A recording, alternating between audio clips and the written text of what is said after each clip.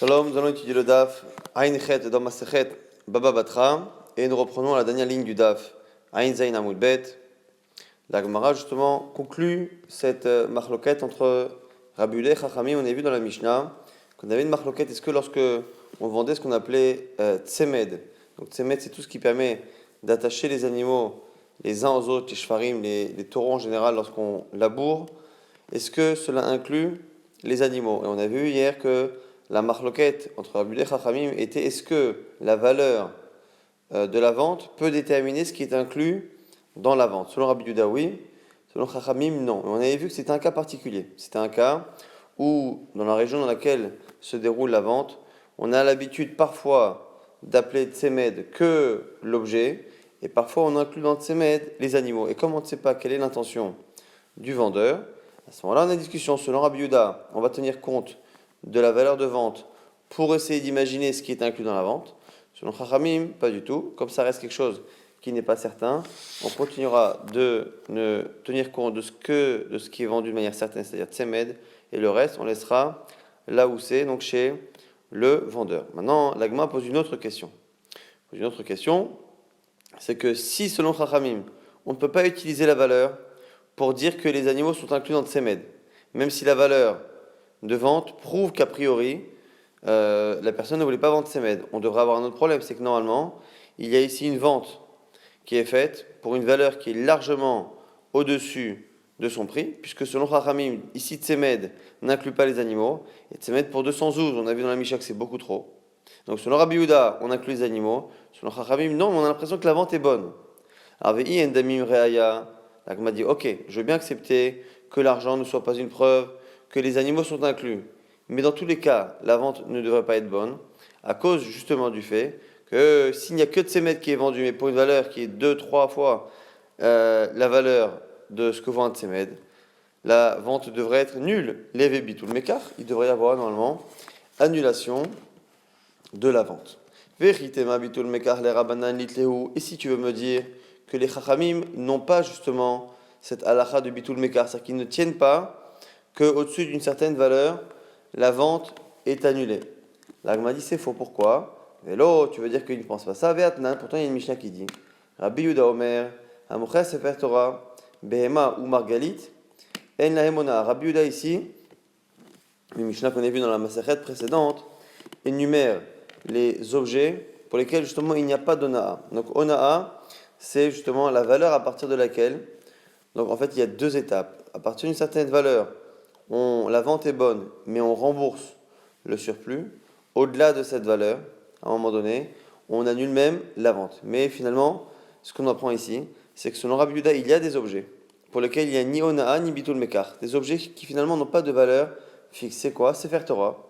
Un Sefer Torah, finalement, c'est la loi de l'offre et la demande qui va déterminer sa valeur, et que finalement, la valeur d'un Sefer Torah n'a pas de limite.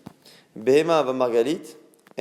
Pareil, un animal et margalite, une pierre précieuse, en fonction de l'utilisation qu'on peut avoir de l'animal. L'animal est nécessaire souvent pour labourer et donc pour survivre. Margalite, la pierre précieuse, est quelque chose aussi qui n'a pas de valeur intrinsèque, mais une valeur en fonction de l'offre et la demande. Ces trois objets, Sefer Torah, Behema et Margalite, selon Rabbi Yehuda, n'ont pas de din de Na'a et donc de Betul Mekar, c'est-à-dire qu'il n'y a pas de valeur à un moment donné qui, lorsqu'elle est dépassée, annule la vente ou nécessite un remboursement du surplus.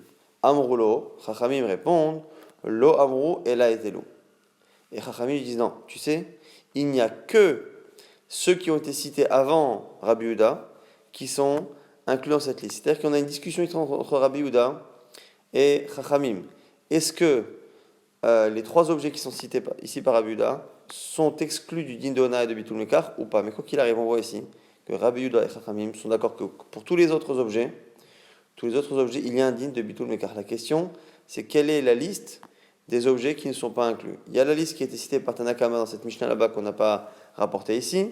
Rabbi Yehuda vient rapporter trois autres objets et Chachamim ne sont pas d'accord avec les objets rajoutés par Rabbi Yehuda, mais dans le fond, tout le monde est d'accord que de manière générale, lorsqu'il y a une vente et que l'on dépasse une certaine valeur, il y a Ona'a et au-dessus de cette valeur-là, il y a même Bitul Mekar. Et donc la question ici se repose. Tu vois bien que tout le monde et Chachamim sont d'accord qu'il y a Bitul Mekar. Comment se fait-il dans notre Mishnah que lorsqu'on a vendu un tsemed bakar On l'a vendu pour une valeur qui est bien au-delà de sa vraie valeur. Et que, autant selon Rabbi Yehuda, on se permet de deviner du coup qu'on vend les animaux, donc on inclut les animaux dedans. Selon Chachamim, on n'inclut pas les animaux, et donc on est en train de vendre un tsemed pour une valeur qui est vraiment exagérée. Comment se fait-il que selon Chachamim, on est là de dire que la vente est bonne, puisqu'il dit on n'inclut pas les animaux, mais sous-entendu par contre, le tsemed lui-même est vendu. Alors la Gemara va donner deux réponses. Mai edamim reaya namide katane. La Gemara dit déjà, première réponse, quand la Mishnah dit selon Chachamim que l'argent n'est pas une preuve, ça ne veut pas dire forcément que la vente est bonne. David Bitul Mekar, c'est-à-dire l'argent n'est pas une preuve que Tsemed inclut les animaux, puisqu'on ne se permet pas d'inclure dans la vente ce qui appartient pour l'instant au vendeur, simplement parce que l'argent demandé est exagéré. Simplement, il n'y aura pas de vente avec Bitul Mekar. Et donc du coup, la Gemara donne une première réponse qui finalement nous fait comprendre qu'on s'est trompé. On n'est pas contraint de dire que dans la Mishnah, selon Chachamim, la vente continue d'être bonne. Simplement, on n'inclut pas les animaux. Mais si tu veux continuer de dire que selon Chachamim c'est bon, qui est Morabanan Onaa ou Bitul Mekar, Birdesh Ada Torah. La Gemara nous dit peut-être que Chachamim ont une vision particulière de ce qu'on appelle Onaa et Bitul Mekar. Donc je rappelle que Onaa, c'est une certaine valeur au-dessus de la vraie valeur. La vente est bonne, mais simplement il faut rembourser le surplus. Et quand on dépasse même ce pourcentage-là, on est dans un cas où il y a Bitul Mekar, c'est-à-dire qu'on annule même la vente. Et la Gemara maintenant nous dirait, selon Chachamim, au-dessus de ces valeurs-là, il y a Onaa et Bitul Mekar, qu'à partir du moment où on est dans un cas où il est probable, plausible, que la personne soit trompée, Birde Shadal Torah, quelque chose où les gens se trompent. Donc, si on vend un objet, et que cet objet-là est vendu avec une valeur qui est un quart, un demi au-dessus de sa vraie valeur, à ce moment-là, il y a Bitul Mekar. Mais encore une fois, dans un objet où la valeur n'est pas assez connue, et donc on peut imaginer que la personne a payé plus parce que la personne n'était pas au courant de son vrai prix et que la personne en a abusé. Aval birde chez Nada Atoa, mais lorsqu'on a affaire à quelque chose dont tout le monde connaît la valeur, donc des biens de consommation quasiment quotidienne, lo imur rabana, imur matana, et on ne dira pas ça et on dira que la personne a donné. Donc là, ici c'est l'exemple du tsemed, mais on pourrait donner par exemple l'exemple en France d'une baguette. Tout le monde connaît le prix plus ou moins d'une baguette. Celui qui la paye 3 euros, ça ne veut pas dire qu'on l'a arnaqué et donc il peut demander l'annulation de la vente. Ça veut dire qu'il a décidé finalement de laisser une sorte de pourboire, de laisser l'argent en plus et il est d'accord avec le fait de donner de l'argent. Donc du coup, c'est pour cela qu'on pourrait imaginer que dans notre Mishnah, même si ici on ne vend que le tsemed selon Rabbanan, il n'y a pas d'annulation de la vente parce que justement, on peut imaginer que c'est un objet dont tout un chacun connaît la valeur et donc il n'y a pas ici de mensonge et de onaa ni de mekar, de bitul mekar. Nouvelle Mishnah, amochet achamor, l'homme machar kela. Celui qui vend un âne ne vend pas les ustensiles, les outils qu'il y a pour justement monter l'âne ou pour mettre des poids sur l'âne. Nachum Hamadi Omer, machar kelav. Selon Nachum Hamadi, la vente de l'âne inclut également la vente de tous les ustensiles pour son utilisation. Ça, c'est la marloquet Tanakama. Hein. Nachum Hamadi, Rabbi Yehuda Omer, et Rabbi Yehuda, la Gemara dira que même si il paraît venir essayer de couper la poire en deux, finalement, Rabbi Yehuda parle d'autre chose. Rabbi Yehuda Omer, Pamim Mechorim, Pamim Ena Mechorim. Parfois, les ustensiles sont inclus dans la vente de l'âne, parfois ils ne le sont pas. Ketsad, dans quel cas? Ayachamor Lefanav, lorsque l'âne est devant lui, ou Vekelav Alav, et que les outils de l'âne sont sur lui. Ve Amarlo, et que l'acheteur dit au vendeur, Mechorli Chamor Chazé, vends-moi cet âne, Rekelav Mechorim, à ce moment-là, ça inclut l'âne et les ustensiles. S'il dit Chamor Chaou, vends-moi Chamor Chaou, alors là ici, pour l'instant en français, on a du mal à traduire la différence. On va dire aussi cet âne, mais ici c'est pas Zé, mais c'est Rou. Ok. En Kelav Mechorim, cette fois, ça n'inclut pas les ustensiles. Et l'Agma essaiera justement de comprendre cette distinction entre Zé et Hu, qui déjà en hébreu est assez fine, mais qu'en français pour l'instant on n'a pas et qu'on comprendra justement avec l'Agma. Alors, sur d'abord le début de la Mishnah, on a vu qu'on a une marloquette entre Tanakama et Nachum Hamadi. Est-ce que lorsqu'on vend un âne, on vend les ustensiles ou pas? Alors, de quels ustensiles on parle? L'Agma va nous expliquer tout de suite au nom de Haroula qu'on ne parle que des ustensiles qui sont là justement pour porter des poids, mais, et là-dessus on a une discussion, mais par contre lorsqu'on parle des ustensiles qui sont nécessaires pour monter un âne, il n'y a pas de discussion. Et du coup, la Gemara est en train ici d'imaginer que tout le monde est d'accord qu'un âne sert à se déplacer. La question c'est est-ce que le fait de porter des poids fait partie aussi de l'utilisation nécessaire de l'âne, et donc est inclus, sera la marloquette entre Tanakama et Nachum Hamadi. Amar Oula, Oula nous dit, la marloquette, Besak, Vediskia, Vechumni. Donc sac, c'est un sac, Diskia, c'est aussi une sorte de grande, de très grand sac. Chumni, la Gemara expliquera plus tard que c'est une selle spéciale, une sorte de siège particulier pour mettre les femmes. Alors ici, on a affaire à 3 ustensiles qui seront considérés par la Gemara comme étant des ustensiles pour porter la marchandise. Sac, Vediskia, ce sont 2 grands sacs. Chumni, même si c'est une chaise ou une selle pour les femmes qui ne s'asseyaient pas de la même manière sur un âne que les hommes, comme ce n'est pas l'habitude des femmes d'être sur des ânes, et ce n'est pas l'habitude des ânes de supporter des femmes, et en plus elles ne s'asseyaient pas de la même manière que les hommes, c'est qu'elles ne chevauchaient pas l'animal, du coup ça fait partie finalement des poids, et non pas des personnes qui portent. Et donc nous dirons là que la marloquette, elle est pour les ustensiles de poids, donc sac, diskia, vechumni, des Tanakama ça va, et du coup la marloquette est ainsi. Tanakama pense, stam chamor, lirkov kai, Tanakama pense que l'animal, le chamor, l'âne, est essentiellement fait pour porter des personnes, lirkov pour le chevaucher. Et Nachum Hamadi ça va, Nachum Hamadi pense, stam chamor, le masoi kai, que lui pense, Nachum Hamadi, que non seulement pour chevaucher, mais même pour porter du poids, l'animal est prévu pour cela à la base, et donc, quand j'achète un âne, selon Chachamim, je ne l'achète que pour chevaucher, s'il n'y a pas de précision autre. Selon Nachum Hamadi, quand j'achète un âne et que je ne précise rien, je l'achète pour chevaucher, je l'achète pour poser du poids, et donc les ustensiles de l'un et de l'autre sont inclus. Mais nous dit du coup la Gemara, Abal Ukaf, ou Mardaat, Kilkele, Vahavak. Et donc ici, les ustensiles qui sont faits justement pour chevaucher, donc Ukaf ou Mardaat. Donc Ukaf, c'est la selle pour l'homme. Mardaat, c'est un tissu qu'on mettait en dessous la selle pour justement ne pas blesser l'animal. Kilkele, c'est la sangle que l'on met sur le ventre de l'animal. Vahavak, et Havak, c'est une sangle que l'on met au niveau de la tête, donc c'est le licol à peu près.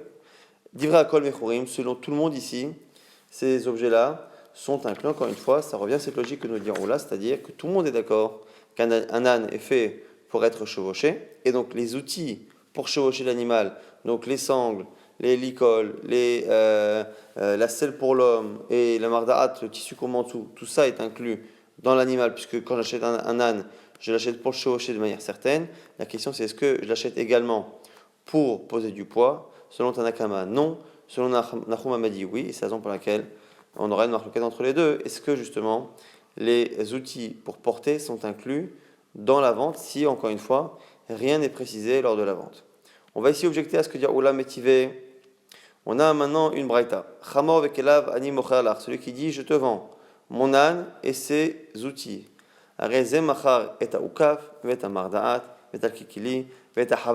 nous dit ici qu'il a vendu tout, donc ici, Ukaf, Mardaat, Kilkili, Vechavak, c'est les ustensiles qu'on vient de citer à l'instant, qui étaient censés être inclus dans toute vente. Aval Lomacha, mais ça n'inclut pas, Sag, Vediskia, Vechomni, mais ça n'inclut pas les outils pour porter. Ubizman Shamar, si par contre il lui dit, oui, Vechol Mashaleha, je te vends tout. Je te vends l'animal et tout ce qu'il y a dessus. Are chulan mechurim, tout est inclus dans la vente. Et la Gemara ici propose une déduction. On voit bien ici que on inclut dans la vente les objets pour chevaucher, parce que la personne a dit je te vends mon chamor, mon âne, vechelav, et ses outils. Et on a l'impression que c'est que parce qu'il a dit chamor vechelav qu'on a inclus mardaat, kilkili, vechavak, qui sont des objets pour chevaucher l'animal. Sous-entendu, s'il avait dit que chamor que l'âne, ça ne serait pas inclus. Tama de amale, ça a l'air d'être que c'est parce qu'il a précisé chamor vechelav, l'animal et les outils, hu dekane ukaf mardaat, c'est que là qu'on a l'impression que ça inclut la selle et tout ce qui est nécessaire pour chevaucher. Alors, Amarle, Achilo, on a l'impression que s'il n'a pas dit, ça ne fonctionne pas. Donc, on a l'impression ici que Roula s'est trompé. Roula a dit que dans toute vente, on inclut la selle, la sangle, le licol et ainsi de suite. Or, ici, on a l'impression que dans la Braïta, c'est parce qu'il a dit Chamor, Vekelav, l'animal et ses outils. La Gemara dit non, mauvaise déduction. On va dire de l'Amarle, Chamor, Vekelav, Nami, ou Kafuma, Da'at, Mechuri. Non, non, non. Même s'il avait dit que l'âne, on aurait inclus Marda'at, Kekeli, Vachavak. Simplement ici, pourquoi on a précisé cela? C'est pour nous dire que quand il précise l'âne, Vekelav et ses ustensiles, malgré qu'il ait précisé les ustensiles, cela n'inclut que la selle et les outils pour monter et non pas les outils pour poser un poids sur l'animal. Hakamash Malan, ça vient nous apprendre des Afalgav, des Amarle, Chamo Vekelav, Sak Vediskia Vechumni, Lokane, ça vient nous apprendre que même s'il a précisé les outils, tant qu'il n'a pas dit tout ce qu'il a sur lui, ça n'est pas inclus. Donc finalement, la Gemara continue de tenir ce qu'a dit Roula, c'est-à-dire que dans une vente, qu'on ne précise rien, cela inclut, quoi qu'il arrive, selon tout le monde, les outils qui sont nécessaires pour monter, donc la selle, le licol, la sangle, et ainsi de suite. Par contre, les outils pour porter, c'est là qu'on a une marloquette entre Nahum Hamadi et Tanakama. Maintenant, la Gemara définit Koumni qu'on a cité à l'instant, Maï Koumni, Amar, Rav Papa Bar Shmuel, Merkavta Denaché, c'est ce qui permet aux femmes de s'asseoir sur les ânes. On a une question maintenant. Est-ce que la discussion entre Nahum Hamadi et Tanakama, est-ce que donc les outils sont vendus? Et on a vu il y a quelques instants qu'on parle des outils pour porter. Est-ce que la marloquette existe lorsque les outils sont sur l'âne ou pas? On avait vu par exemple dans la Mishnah précédente que lorsque les outils n'étaient pas dessus, on n'incluait pas les outils de l'animal. Lorsque par contre ils étaient dessus, c'était inclus. Là ici la question de la Gemara, c'est quand est-ce que la discussion Nahum Hamadi et Chachamim existe? Iba Eléou, question de la Gemara. Be'odan ala marloquette, est-ce que la discussion existe lorsque les outils sont encore sur l'animal?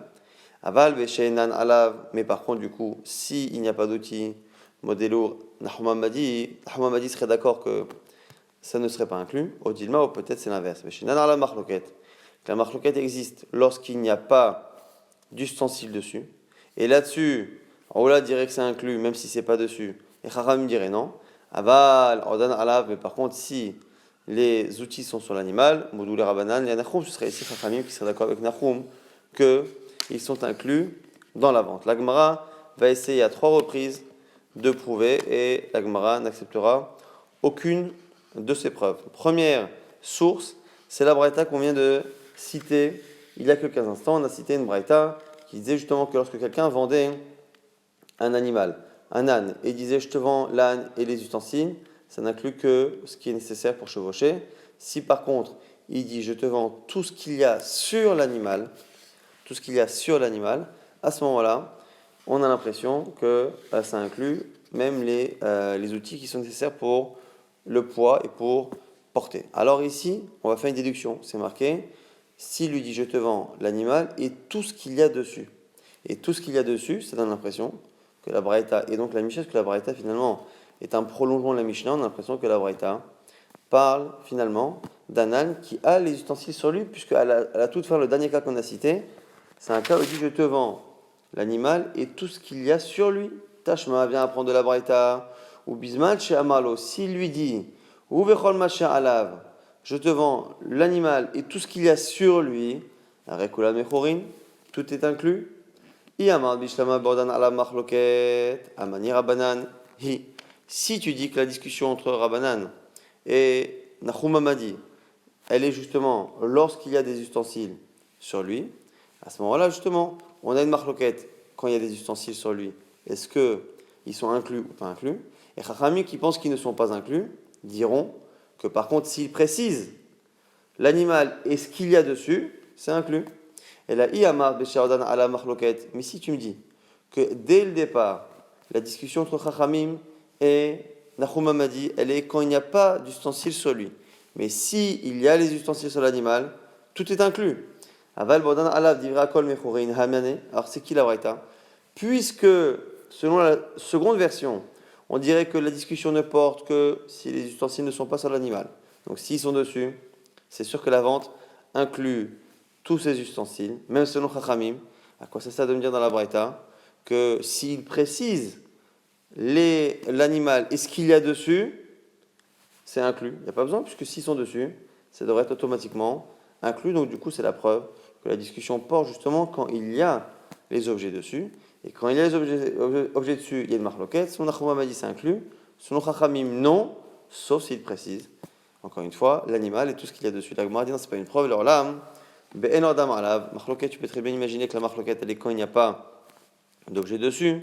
Vera banani, chez nous c'est Chachamim.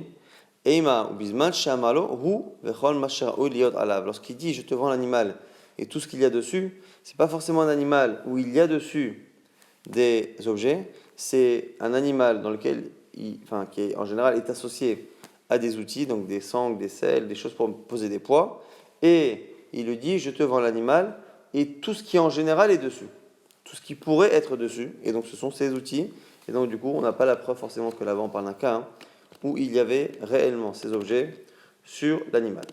On va essayer encore une fois de prouver est-ce que la discussion porte dans un cas où les objets sont sur l'animal ou pas, à partir de notre Mishnah. Rappelez-vous, dans la Mishnah, on a la marloquette entre Nahum Hamadi et Chachamim. Est-ce que les objets sont inclus ou pas? On a vu au tout début de la Gemara que ce sont les objets pour poser des poids. La question maintenant, c'est est-ce que cette discussion porte sur un cas où les outils sont déjà sur l'animal ou pas? Comment on va essayer de déduire? Avec la suite. Après Nahum Hamadi et Chachamim, vient Rabbi Yehuda. Rabbi Yehuda a l'air de dire que ça dépend. Parfois c'est inclus, parfois ce n'est pas inclus. Et le sens premier, la lecture première de ce que dit Rabbi Yehuda donne l'impression que lui vient plus ou moins couper la poire en deux. Et donc il vient parler du cas de Chachamim. Et de Chachamim disent que c'est jamais inclus. Nahum Hamadi dit que c'est toujours inclus.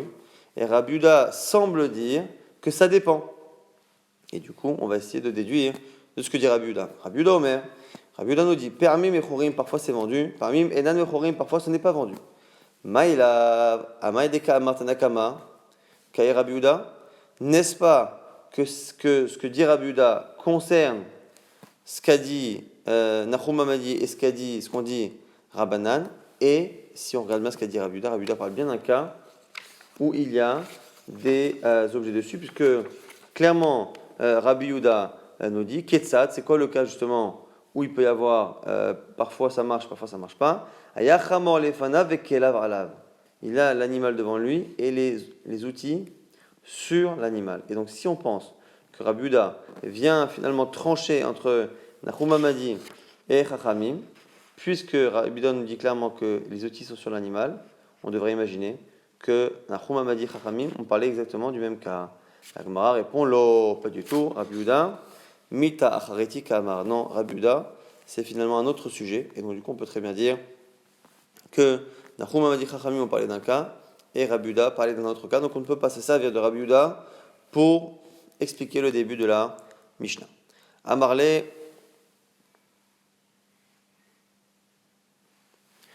Amarle, Ravina le Ravashi. Ravina maintenant dit à Ravashi, on va essayer encore une fois de déduire, est-ce que la marloquette existe dans un cas où il y a les outils sur l'animal ou pas? Tashma, viens apprendre. Machar et Takaron, on revient maintenant dans la Mishnah précédente.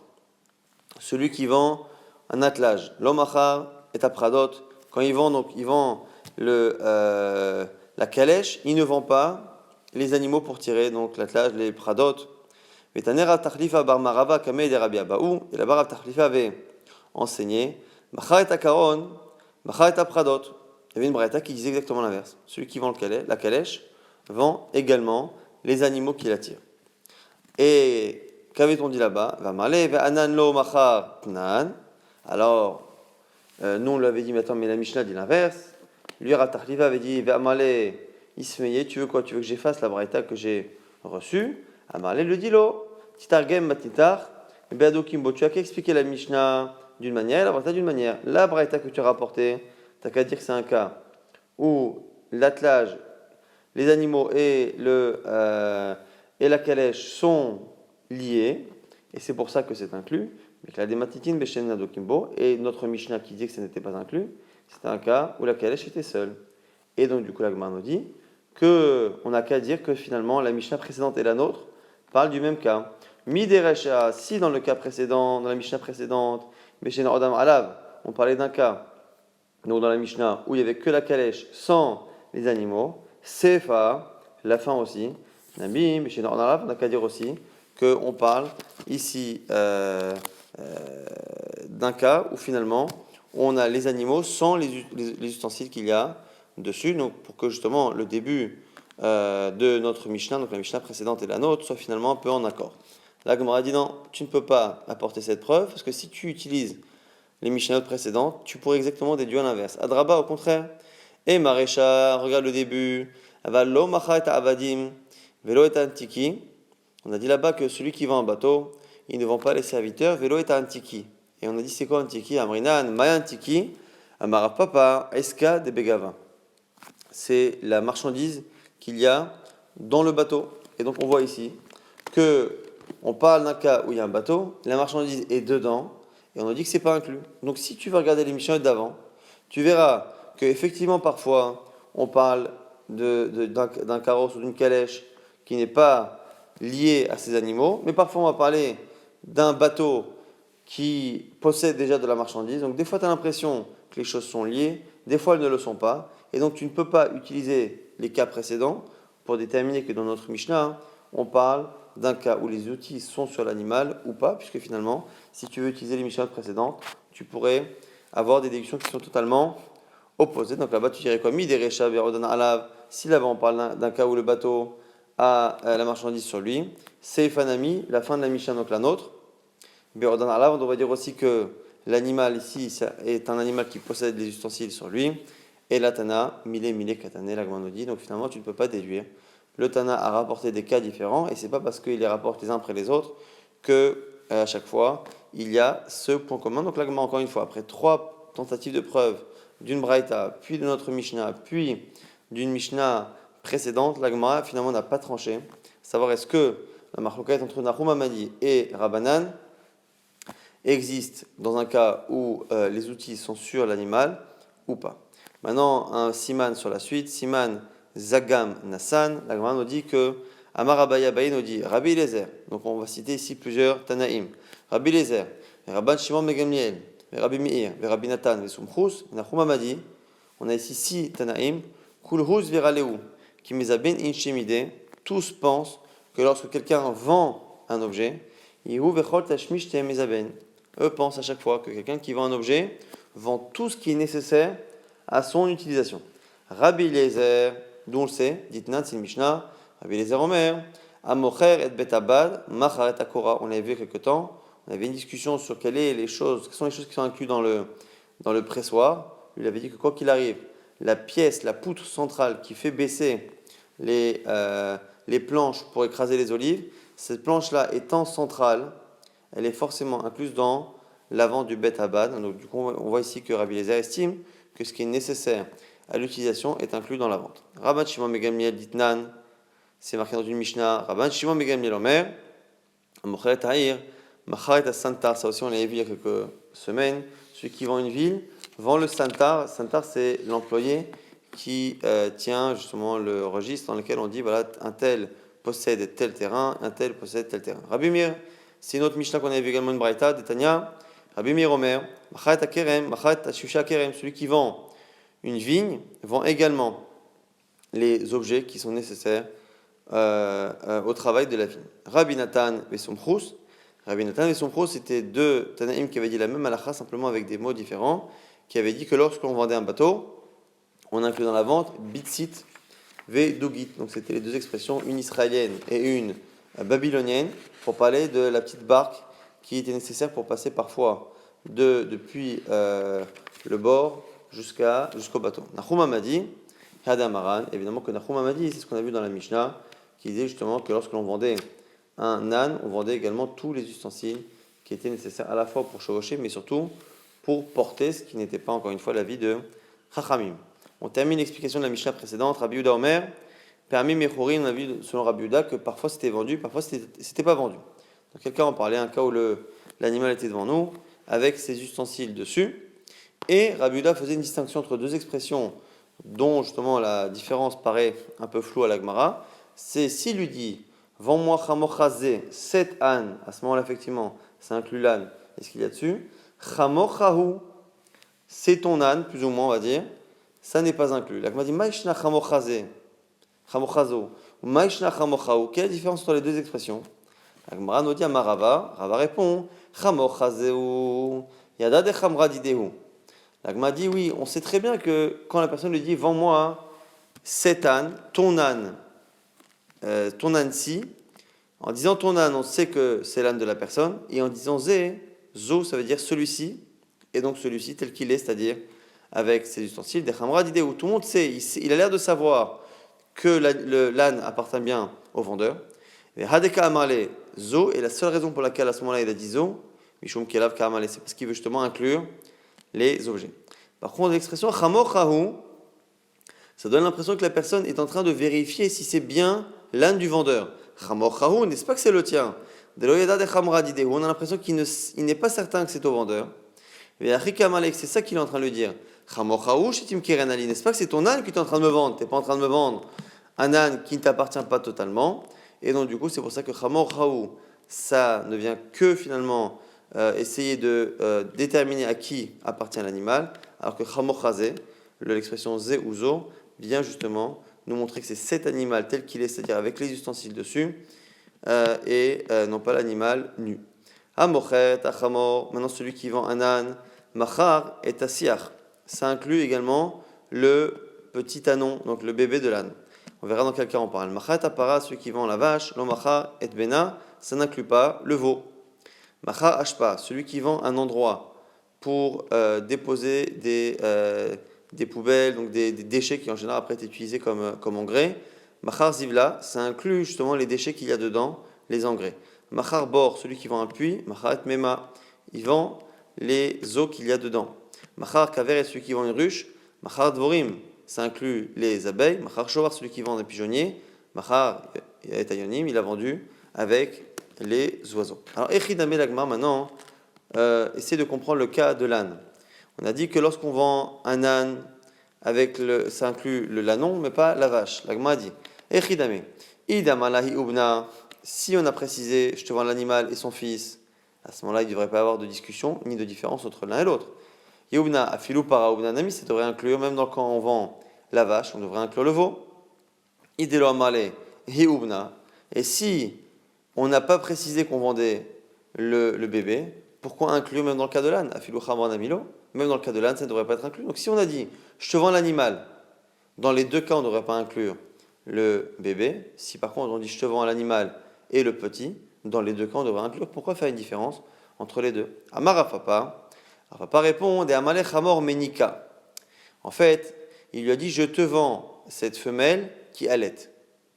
Et ici, on va faire une distinction. Hamor Menika, pourquoi? Parce que dans le cas de la vache, pourquoi on dit je te vends cette femelle qui allait? Parce qu'une vache qui allait, ça veut dire que c'est une vache qui a du lait et donc du coup, qui a une utilisation qui est intéressante. Alors que, vu que le lait de l'âne n'est pas caché, le fait que l'ânesse soit en train d'allaiter ne change rien finalement à la vente, si ce n'est que si elle allaite, c'est qu'elle a un anon, et donc que l'anon est inclus dans la vente. Donc c'est ça du coup le chilouk, la distinction que propose Rafapa. Ramon menika, paramenika animochalacha. Je te vends une ânesse qui allaite et une vache qui allaite. Bishlama pareil kalemema lechalava ba'ela. Autant pour la vache, on peut très bien expliquer qu'il précise ça pour préciser qu'il y a du lait. Et là, Chamor, mais dans le cas de l'ânesse, Maïka Amale, à quoi ça sert de nous dire qu'elle allait? Shmamina Higubna Kamale, c'est pour ça que c'est sûrement pour inclure le petit anon. Alors maintenant, la Gemara va se poser la question sur l'expression justement siar. Pourquoi l'anon s'appelle siar? Maïka Rele, pourquoi il s'appelle siar? La Gemara nous dit Shemealech Achar Sichanaa. Parce que contrairement à l'âne adulte qui est réputé pour son entêtement et donc ne pas écouter les ordres, le siar, il a tendance justement à écouter facilement la voix de l'homme. Et ici, il obéit à ce qu'on appelle sichanaa, une simple discussion. Il suffit de lui dire va ici, viens ou bouge pour que finalement l'animal s'exécute. Et donc, comme c'est contraire à la nature même du chamor, c'est pour ça qu'on l'appelle siar. Au passage, la Gemara va rapporter une dracha qui n'a vraiment rien à voir, si ce n'est qu'on utilise justement cette expression de Siach et de Sichon. Alors, c'est en référence à un texte dans Bamidbar qui vient expliquer que lorsque les Bnei Israël ont conquis la terre de Sichon, le roi des Émoris, ils ont au passage conquis une terre qui a appartenu à Moab. C'est intéressant de le rapporter parce que plus tard dans le Nar, le roi de Moab va justement vouloir faire la guerre aux Bnei Israël parce qu'il estime justement que les Bnei Israël lui ont pris cette terre, alors que justement le texte atteste bien que cette terre de Moab a été perdue par Sichon, et une fois qu'elle a été perdue par Sichon, après elle a été perdue par Moab au profit de Sichon. Ce sont les Bnei Israël qui ont pris la terre de Sichon et qui ont pris cette terre puisque la Torah avait dit aux Bnei Israël de ne pas faire la guerre justement à Moab. Donc ils ont pris la terre de Sichon qui inclut la terre de Moab. Et là-bas, le texte nous dit justement que Sichon a pris la terre de Moab. À Ken Yomeru, à Moshelim, c'est pour ça que ceux qui sont là pour justement déterminer à qui appartient chaque terre, ils disent quoi? Bo'u Cheshbon, allons à Cheshbon, Tibane Vetikonen, Ir Sichon. Et on dit là-bas justement que la ville de Cheshbon qui appartenait à Moab et qui finalement est tombée dans le giron de Sichon, on va la compter maintenant comme étant la ville de Sichon. Donc Tibane Tikonen et Tibane, c'est-à-dire qu'on va, Bo'u Cheshbon, on va faire le compte.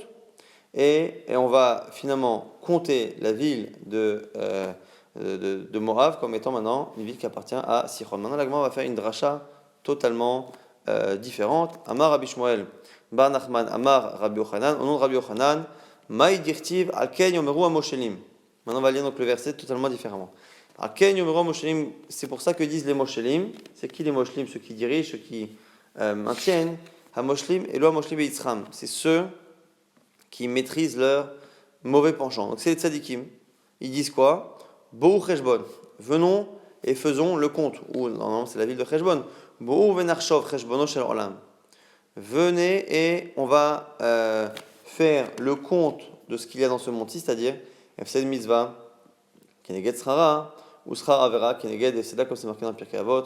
On regarde le profit d'une mitzvah par rapport à la perte qu'on a de ne pas faire la chose, et le profit d'une Avera par rapport à la punition qui lui est associée. Tibane Vetikonen, elle sera reconstruite et renforcée.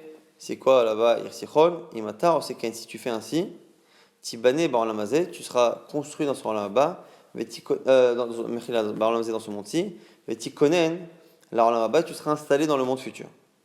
Et Irsichon, la fin du verset qui dit, normalement Tibane Vetikonen, Irsichon, c'est quoi Irsichon?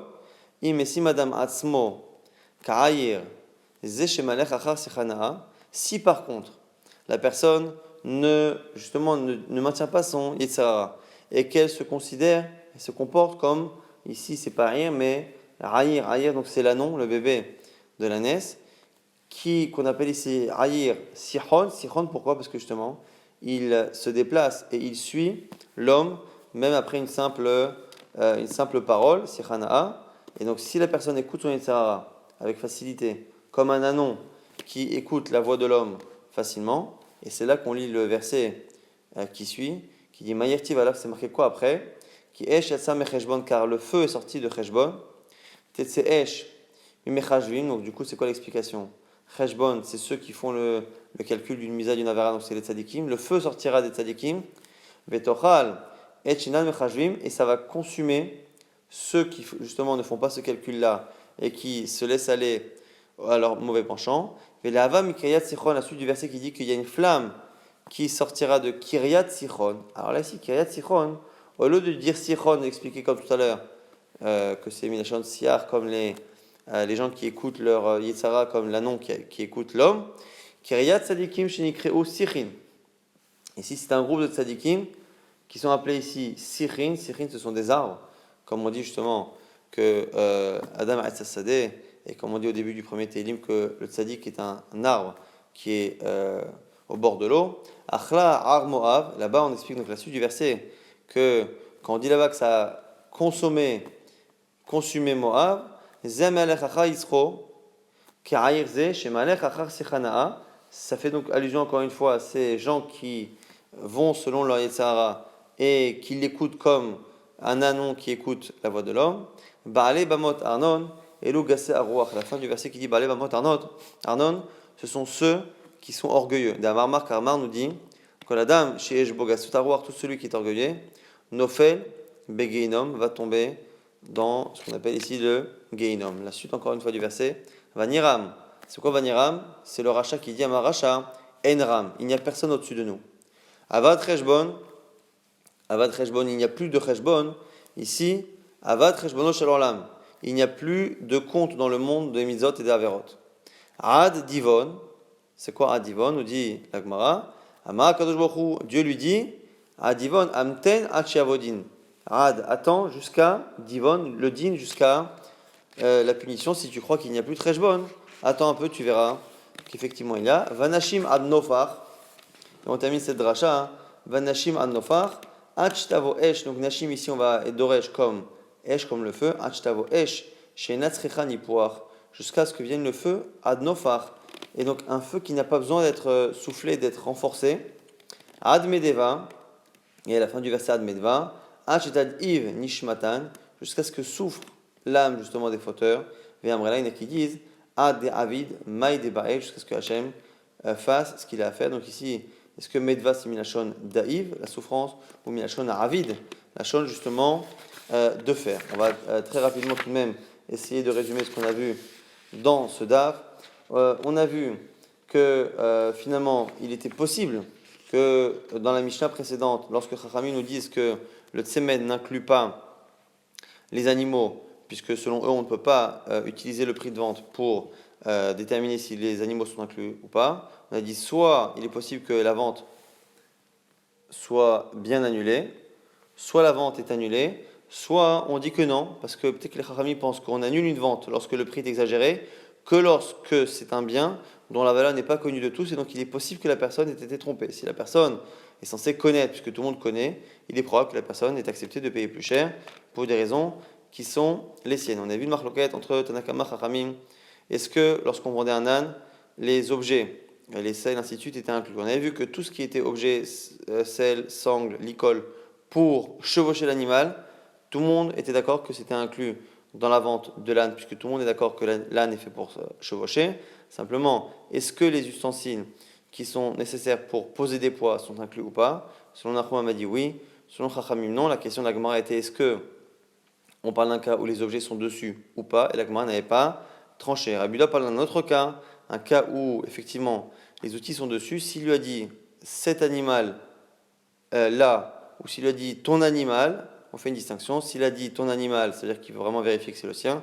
S'il a dit ton animal, si celui-ci, à ce moment-là, cette expression montre bien qu'il veut l'animal et les objets qu'il y a dessus. Ça, c'était donc la Mishnah sur le Chamor. On a vu qu'on avait plusieurs Tanaïm qui pensaient dans des cas différents que lorsqu'on vendait un objet, on vendait en général les outils qui étaient nécessaires à son utilisation, donc que ce soit pour une vigne ou que ce soit pour un bateau. On avait vu plusieurs cas différents, mais avec une logique plus ou moins similaire.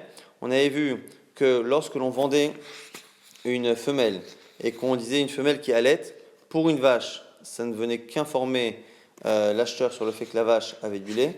Lorsqu'on parlait justement d'une ânesse, puisque le lait n'est pas consommable, c'est forcément pour nous dire que l'ânon était inclus. Et comme on avait parlé justement de siar, on a dit que pourquoi il s'appelle siar? Parce qu'il écoute la voix de l'homme, même avec même que l'on ait besoin de crier. Sichana'a, c'est simplement une simple discussion et l'ânon s'exécute. Et du coup, on avait terminé avec une dracha sur ces femmes Abinva, qui au départ parlait de la conquête que Sichon a eu des terres de Moab avant que les Bnei Israël lui prennent cette terre.